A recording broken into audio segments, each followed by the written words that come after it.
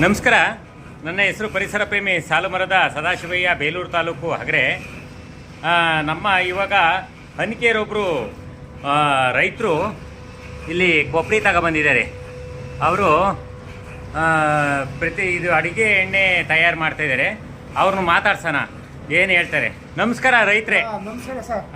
ನೀವು ಕೊಬ್ಬರಿ ನಿಮ್ಮದೇನಾ? ಕೊಬ್ಬರಿ ನಮ್ಮದೇ ಸರ್. 10 kg ಕೊಬ್ಬರಿಗೆ ಏನೇನು ಹಾಕ್ತೀರಾ? ಒಂದು 2 ಹೆಚ್ಚು ಬೆಲ್ಲ, ಒಂದು 4-5 ಬೆಳ್ಳುಳ್ಳಿ, ಒಂದು 4-5 ಮೆಣಸಿನ್ಕಾಯಿ, ಒಂದು 2 kg ನೆಲಗಡಲೆ ಬೀಜ ಹಾಕಿದ್ವಿ ಸರ್. ಇದು ನಿಮಗೆ ಎಷ್ಟು ವರ್ಷದಿಂದ ನೀವು ಒಂದು ವರ್ಷದಿಂದ ಯೂಸ್ ಮಾಡ್ತೀವಿ. ಈ ಕಲಬೆರಕೆ ಎಣ್ಣೆಯಿಂದ ನಿಮ್ಮದೇ ಆದ ತೋಟದಲ್ಲಿ ತೋಟದ್ದು ಕೊಬ್ಬರಿ ತಂದು ನೀವು ಮಾಡಿಸ್ಕೊಂಡು ಹೋಗ್ತಾ ಇದ್ದೀರಾ? ಆಯಿತು, ಎಲ್ಲರೂ ಇದೇ ಕೆಲಸ ಮಾಡಲಿ. ನೋಡಿ, ಇವತ್ತ ಏನಾಗಿದೆ ಅಂದರೆ, ನಮ್ಮ ರೈತರು ನನ್ನ ಮಗ ಡಾಕ್ಟರ್ ಆಗಬೇಕು, ಎಲ್ಲ ಸಾರ್ವಜನಿಕರು ಹೇಳೋದೇ, ನನ್ನ ಮಗ ಡಾಕ್ಟರ್ ಆಗಬೇಕು, ನನ್ನ ಮಗ ಇಂಜಿನಿಯರ್ ಆಗಬೇಕು. ಆದರೆ ಹಂಗಂತ ಹೇಳ್ತಾರೆ, ರೈತರಾಗಿ ಅಂತ ಯಾರೂ ಹೇಳಲ್ಲ. ಆರೋಗ್ಯದ ಬಗ್ಗೆ ಚಿಂತನೆ ಇಲ್ಲ, ಪರಿಸರದ ಬಗ್ಗೆ ಚಿಂತನೆ ಇಲ್ಲ, ಸಂಬಂಧದ ಬಗ್ಗೆ ಚಿಂತನೆ ಇಲ್ಲ.